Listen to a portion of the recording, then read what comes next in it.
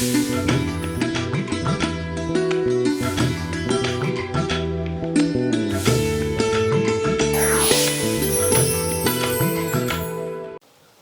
నమస్కారం. రైతు సోదరులకు, రైతు నేస్తం వీక్షకులకు స్వాగతం. నేను హనుమంత్. ఈరోజు ఆదర్శ ప్రకృతి వ్యవసాయ రైతు రంగారావు గారిని కలిసి వారి పంట విధానాలను, సాగు పద్ధతులను మీకు వివరించడానికి ఆంధ్రప్రదేశ్ కృష్ణా జిల్లా గన్నవరం మండలం కొండపావులూరు గ్రామానికి రావడం జరిగింది.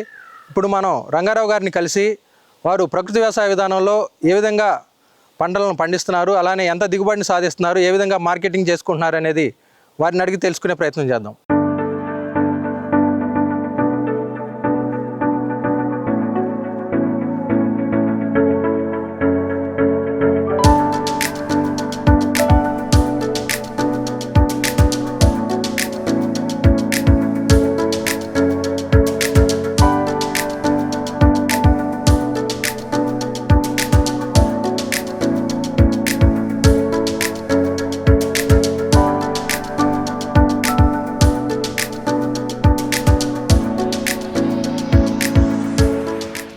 నమస్తే రంగారావు గారు. నమస్తే అండి.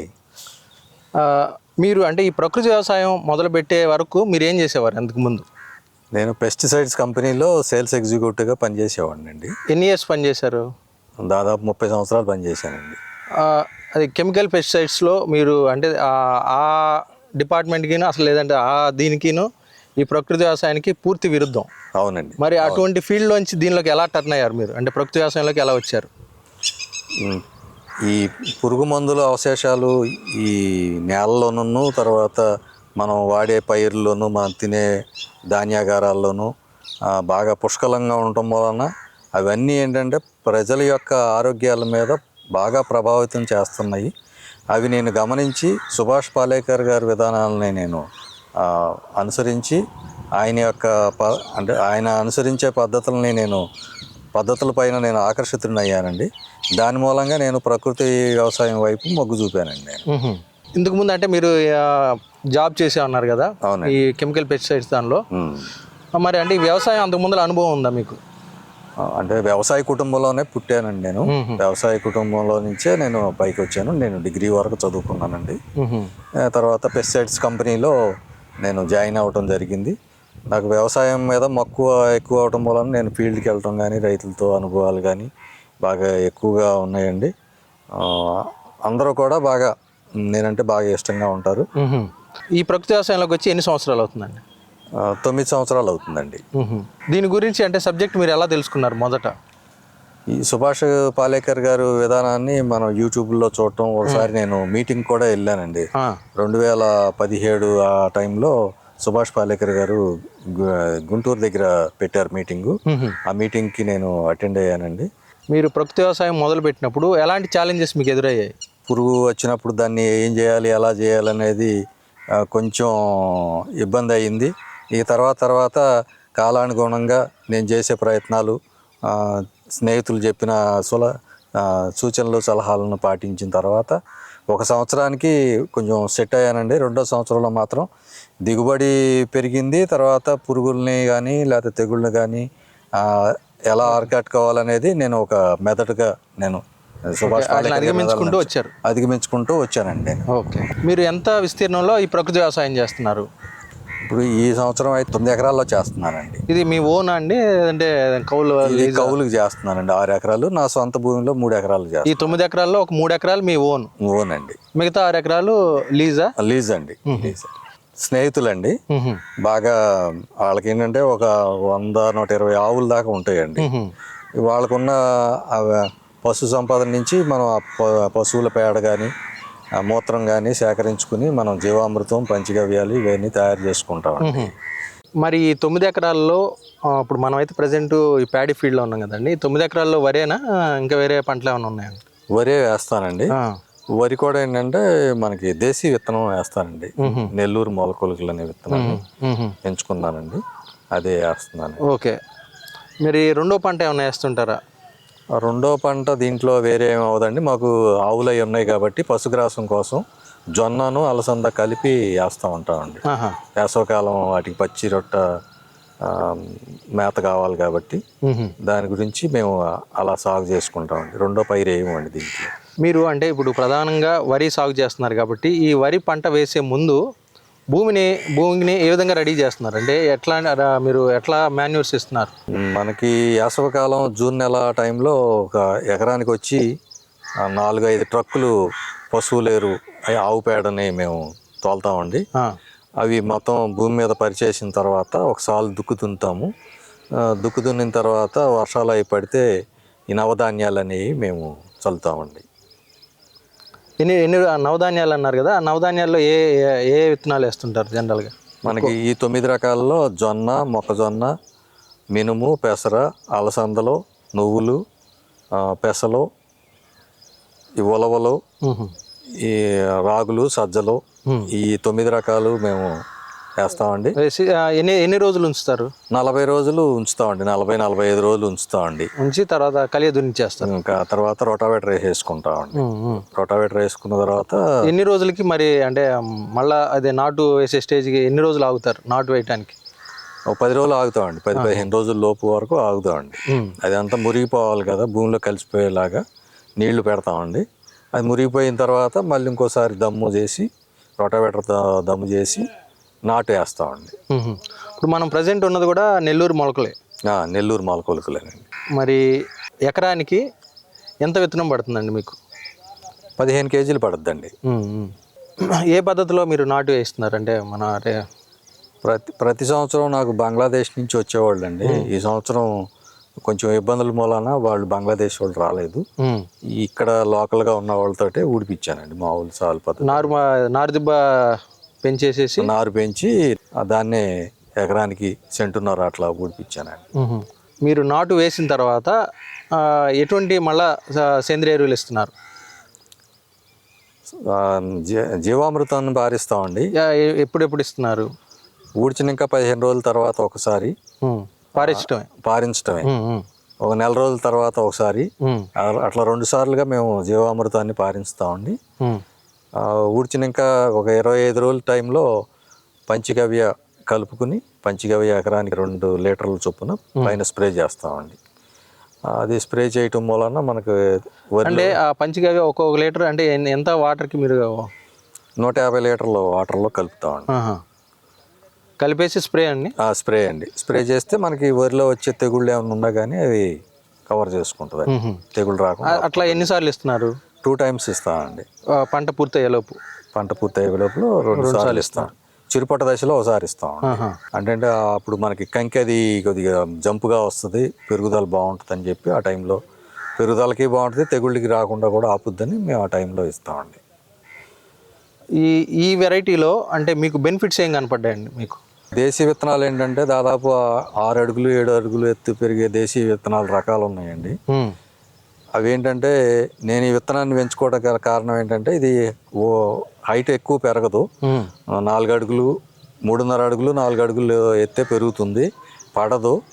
వరిలో వచ్చే చీడపీడలను కూడా తట్టుకునే వెరైటీ అండి ఇది. నెల్లూరు మొలకొలుకులు అండి. దీని కాల పరిమితి వచ్చి 180 రోజులు అండి. మీకు అంటే మార్కెట్ వైజ్ ఇబ్బంది లేదు? మార్కెటింగ్ వైజ్ నాకేం ఇబ్బంది లేదు. ఓకే. మీరు పంట వేసే ముందు నవధాన్యాలు చల్లామన్నారు కదా, చల్లి రోటోవేటర్ వేసామన్నారు. దానివల్ల మీకు ఈ పంటకి ఎట్లాంటి అడ్వాంటేజెస్ కనపడ్డాయి? భూసారం పెరుగుతుందండి. ఇంకోటి ఏంటంటే నీటిని నిల్వ చేసుకునే కెపాసిటీ పెంచుకుంటుంది. తెగుళ్ళని తట్టుకునే విధంగా కూడా మనకి భూమిలో ఎటువంటి కెమికల్స్ ఉండవు కాబట్టి వానపాములు అయ్యి బాగా డెవలప్ అవుతాయి. జీవామృతం వలన మనకి దుబ్బు చేత బాగుంటుంది, మొక్క పెరుగుదల అది బాగుంటుంది అండి. మనకి పంచగవ్య 2 టైమ్స్ ఇస్తున్నారు కదా, అది మీకు ఎలా ఉపయోగపడుతుంది? వరిలో వచ్చే తెగుళ్ళని సమర్థవంతంగా నివారించుకోగలుగుతామండి దానివలన.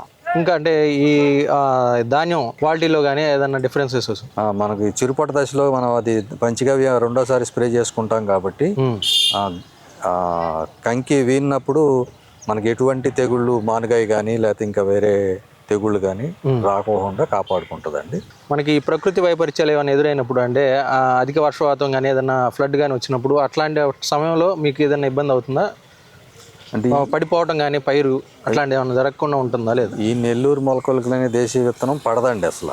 ఎటువంటి వాతావరణ పరిస్థితుల్లో కూడా ఇది పడదండి. అలా నిలువు మీద ఉన్నా కానీ ఏం కాదండి. గింజ నిలువు మీద ఏమైనా వర్షం పడినా కానీ మొలక రాదండి. గింజ తోలు పైన బాగా గట్టితనంగా ఉంటుంది. దానివల్ల ఏంటంటే నేను ఎంచుకోవడం గల కారణం అది. దీంట్లో పోషక విలువలు కూడా బాగా ఎక్కువగా ఉంటాయండి. మరి కలుపుని ఏ విధంగా మేనేజ్ చేసుకుంటున్నారు, ఎలా కంట్రోల్ చేస్తున్నారు ఇక్కడ? నేను మాన్యువల్గానే చేయించుకుంటానండి, మనుషులతో తీపించుకుంటానండి. మనకి పచ్చి రొట్ట వేస్తాం కాబట్టి దాదాపు 60% కలుపు అనేది రాదండి. ఎందుకంటే పైన మల్చింగ్ లాగా ఏర్పడిపోద్ది కాబట్టి ఈ పచ్చి రొట్ట అనేది రాదు. ఏదన్నా 40% వచ్చినా కానీ ఎకరానికి 4-5 కూలీలు అయితే నాకు సరిపోతారండి. అంటే మీరైతే ప్రకృతి వ్యవసాయ విధానంలో ఈ వరిని సాగు చేస్తున్నారు. పక్కం అంటే అవతల రైతులకి పొలానికి మీకు డిఫరెన్స్ చూసినప్పుడు ఎలా కనిపిస్తుంటుంది? వాళ్ళది మందు వేస్తేనే హెల్తీగా కనిపించుద్ది, మనకి 365 రోజులు హెల్తీగానే ఉంటుంది. ఓకే, ఆ గ్రీనరీ కానీ చూడటానికి కూడా ఆరోగ్యంగా ఉంటుంది.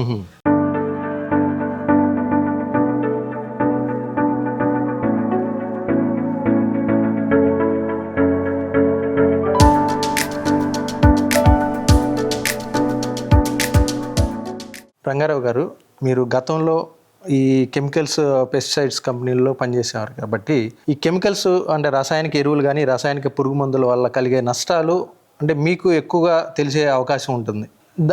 అట్లాంటి ఆ కెమికల్స్ యూజ్ చేయటం వల్ల ఎలాంటి నష్టాలు ఉన్నాయి? కెమికల్ ఫర్టిలైజర్స్ వాడటం వలన భూమిలో భూసారం తగ్గటమే కాకుండా వాళ్ళకి అధిక దిగుబడి కనిపించినట్టు అనిపించినా కానీ భవిష్యత్తులో భూసారం తగ్గిపోతుంది. ఈ పురుగు మందులు కెమికల్ ఫర్టిలైజర్స్ వాడటం వలన వాతావరణంలో పొల్యూషన్ పెరిగిపోతుంది. అదే కాకుండా మనం తినే ఆహారం కెమికల్స్ పెస్టిసైడ్స్ వాడటం వలన రోగగ్రస్తులు అయిపోతున్నారు, క్యాన్సర్ని బారిన పడుతున్నారు, షుగర్లు, బీపీలు, ఇవన్నీ అనారోగ్యం. ఇప్పుడు మనకి 10 రూపాయల ఆదాయం కోసం చూసుకుంటే 20 రూపాయలు హాస్పిటల్కే ఖర్చు పెట్టాల్సి వస్తుంది. అదే దృష్టితోటి నేను ప్రకృతి వ్యవసాయంలో దిగడానికి ప్రధాన కారణం. ఈ ప్రకృతి వ్యవసాయం మూలంగా నా ఆరోగ్యం కానీ లేకపోతే నేను తినే ఆహారంలో టేస్టులు కానీ ఇవన్నీ కూడా నేను చూశాను కాబట్టి ప్రతి ఒక్కరూ కూడా ప్రకృతి వ్యవసాయం వైపు ఆకర్షితులు అవ్వాలని నేను మనస్ఫూర్తిగా కోరుకుంటున్నానండి. ఇప్పుడు నాకు ఇవాళ 64 సంవత్సరాలు. మరి 9 సంవత్సరాల నుంచి ప్రకృతి వ్యవసాయంలో పండించిన ధాన్యం కానీ కూరగాయలు కానీ ఇవే తింటున్నాం మేము. పాలు కూడా ఆవు పాలే వాడతాను నేను.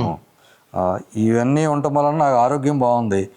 ఈ సంవత్సరంలో నేను ఒక 2,000 కానీ 3,000 కానీ హాస్పిటల్కి ఖర్చు పెట్టాల్సిన అవసరం కూడా లేదు నాకు. ఆరోగ్యపరంగా ఆరోగ్యంగానే ఉంటున్నాము, ఆదాయపరంగా ఆదాయం కూడా ఉంటుంది నాకు. పెట్టుబడి విషయాలకు వచ్చే ఎలా ఉంటుందండి? రసాయనిక ఎరువులు వాడే వాళ్ళకి పెట్టుబడి అధికం. అవునండి. ప్రకృతి వ్యవసాయంలో పెట్టుబడులు కనుక తీసుకున్నట్లయితే మీకు ఖర్చులు ఏ విధంగా ఉన్నాయండి? ఇప్పుడు ప్యాడీ తీసుకున్నట్లయితే, వరి వ్యవసాయం తీసుకుంటే మీకు ఆ విత్తనం దగ్గర నుంచి, విత్తనం ముందు భూమి రెడీ చేసే నవధాన్యాలు చల్లే దగ్గర నుంచి ఎట్లా ఖర్చులు ఎలా అవుతుంది? అంటే మొత్తం మీద ఎంత ఖర్చు వస్తుంది? కెమికల్ వ్యవసాయం చేసే వారికి ఎకరానికి వచ్చి దాదాపు 35,000 నుంచి 40,000 దాకా ఖర్చు అవుతుందండి. దిగుబడి నాకు 28-30 లోపు బస్తాలు వస్తాయి, 75 కేజీలు. వాళ్ళకి 40 బస్తాలు 42 బస్తాలు అవుతున్నాయి. కానీ ధాన్యం విషయంలోకి వచ్చేటప్పటికి నాది డబల్ రేటు ఉంటుంది, వాళ్ళది 1,500 ఉంటుంది రేటు. నాకు ఆదాయము రెట్టింపు వస్తుంది, ఆరోగ్యం కూడా ఉంది. ఇవాళ వాళ్ళు ఏదో 40 బస్తాలు 42 బస్తాలు పండిస్తున్నారని తాత్కాలికంగా అనుకుంటున్నారు, కానీ రాబోయే కాలంలో పంట దిగుబడి తగ్గుతుంది. దాంట్లో వేసే రెండో పైరు కింద వేసే పైరు కూడా దిగుబడి రావట్లేదు ఇవాళ. దాని మూలన ఏంటంటే కెమికల్ వ్యవసాయం చాలా నష్టం, అటు పొల్యూషన్ పరంగా కానీ ఆరోగ్యపరంగా కానీ అన్ని రకాల ఆర్థిక పరంగా కూడా అన్ని రకాల నష్టం. కెమికల్ వ్యవసాయం మాత్రం చేయకూడదు. మీకు ఖర్చులు ఎలా ఉంటున్నాయండి? వేటికి ఎంత ఖర్చు అవుతుంది? 15 ఎకరానికి వచ్చి 1,500 ఖర్చు అవుతుంది. తర్వాత విత్తనానికి నవధాన్యాలకు ఒక 1,000 రూపాయలు ఖర్చు అవుతుంది. తర్వాత నారు పీకడానికి కానీ ఊడిపుకి కానీ మొత్తం 7,000 ఖర్చు అవుతుంది. అవి కాకుండా 2 సార్లు 3 సార్లు స్ప్రే చేయటం వలన దానికి పంచగవ్య కానీ లేకపోతే దశపర్ణి కషాయం కానీ 3 సార్లు 4 సార్లు స్ప్రే చేయటం వలన ఒక 4,000 ఖర్చు అవుతుంది ఎకరానికి వచ్చి. తర్వాత కోతలు కట్టేతలకు వచ్చేటప్పటికి ఒక 6,000 ఖర్చు అవుతుంది. మొత్తం అన్ని ఖర్చులు కలుపుకుని 25,000 26,000 కన్నా మించి నాకు అవ్వదండి. అంటే ఇది ప్రకృతి వ్యవసాయ విధానంలో పండించిన పంట అవడంతో దీనికి విలువ ఎక్కువ ఉంటుంది. విలువ ఎక్కువ ఉంటుంది. ఓకే. ఇప్పుడు మనం డబల్ రేట్ అమ్ముకోవచ్చు. నాకు 3,500 వస్తుంది బస్తాకి. అదే బస్తా మార్కెట్లో అమ్ముకుంటే కెమికల్ వ్యవసాయంలో పండించింది 1,500 1,600 కన్నా మించి ఉండదు. ఓకే. నాకు డబల్ రేట్ వస్తుంది, నాకు ఆరోగ్యం కూడా ఉంటుంది. ఇవన్నిటికీ మూలం ఆరోగ్యం. ఆరోగ్యాన్ని దృష్టిలో పెట్టుకుని నేను ప్రకృతి వ్యవసాయం వైపు వెళ్ళటం జరిగింది. ఎండుగడ్డి కూడా మనకి పశువులకి సేంద్రియ పద్ధతిలో పండించింది కాబట్టి ఆవులు కూడా చాలా ఆరోగ్యంగా ఉంటాయి, ఇష్టంగా కూడా తింటాయి. అది అవగానే మళ్ళీ వరి పంట అవగానే మళ్ళీ నేను దాంట్లో జొన్నను పశుగ్రాసం కింద జొన్నను అలసంద కలిపి చల్లుకుంటాను.